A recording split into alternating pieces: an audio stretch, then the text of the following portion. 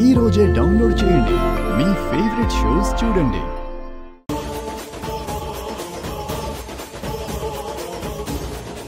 రెండు రోజుల్లో దివ్యమైన ముహూర్తం ఉందమ్మా.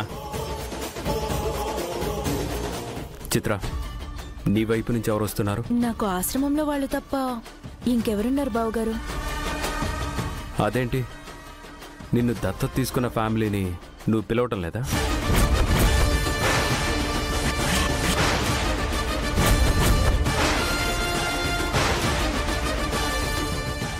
దత్తత తీసుకున్న వాళ్ళ అంటే ఏంటి? చిత్రని ఒక కుటుంబం దత్తత తీసుకున్నారు.